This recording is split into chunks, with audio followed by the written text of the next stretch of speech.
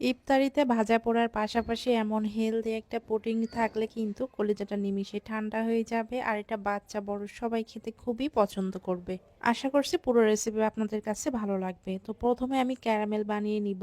এর জন্য 1/4 কাপ চিনি নিয়েছি। পানি ছাড়া চুলার আঁচ লো আঁচে রেখে চিনিটা গলিয়ে ক্যারামেল করে নিব। আর যদি হাই আঁচে এটা আপনারা ক্যারামেল করতে চান সেক্ষেত্রে কিন্তু পুড়ে যাবে আর ক্যারামেলটা খেতে তিতা লাগবে। এমন কালার চলে আসলে আমি চুলা থেকে নামিয়ে নিব। এর থেকে বেশি কালার করলে কিন্তু পুড়ে তিতা হয়ে যাবে।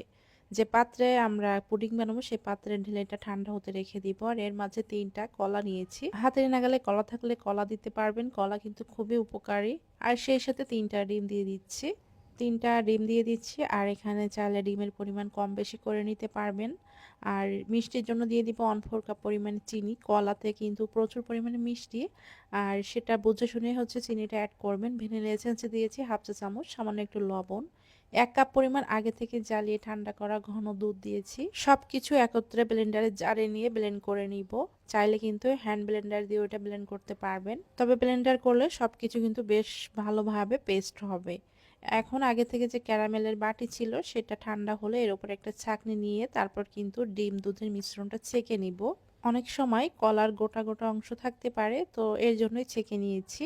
যে পাত্রে পুডিং বানাবেন সে পাত্রে ঢাকনা থাকলে ঢাকনা দিয়ে ঢেকে রেখে দিবেন, আর না হলে এমন অ্যালুমিনিয়ামের ফয়েল পেপার দিয়েও ঢেকে নিতে পারবেন। একটা পাত্রে আগে থেকে পানি গরম করে নিয়েছি, আর পাত্রটা এমনভাবে রাখতে হবে যেন 1/3 ভাগ পানিতে ডুবে থাকে। চুলোর আঁচটা লো আঁচে রেখে ঢাকনা দিয়ে ঢেকে আমি 20 মিনিটের মতো এটা ভাপে দিয়ে রাখবো। লো আঁচে রাখতে হবে, হাই আঁচে রাখলে পুডিংটা কিন্তু ফেটে যাবে বা ভেঙে যাওয়ার সম্ভাবনা থাকে।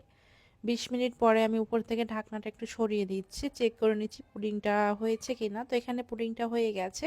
এখন ঠান্ডা হওয়ার জন্য অপেক্ষা করব, আর ঠান্ডা হয়ে গেলে নর্মাল ফ্রিজে রাখবো 1 ঘন্টার মতো। যেহেতু এখন বেশ গরম পড়েছে, আর এই গরমে এমন ঠান্ডা ঠান্ডা একটা পুডিং হলে কিন্তু বেশ ভালোই লাগবে।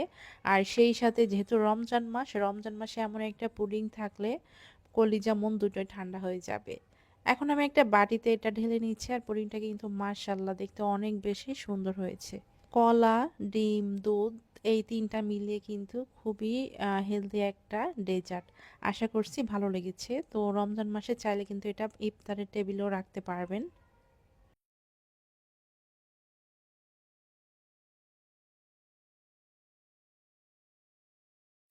পুডিংটা যখন কেটেছি তখন আমি ক্যামেরাটা অন করতে ভুলে গিয়েছিলাম, এই জন্য দেখাতে পারিনি। তো এই যে লাস্টের অংশটুকু দেখিয়ে দিচ্ছি। আশা করছি বুঝতে পেরেছেন আমার পুডিংটা কেমন হয়েছিল। নতুন কোনো রেসিপি নিয়ে আবারও চলে আসবো। সবাই ভালো থাকবেন। আল্লাহ হাফেজ।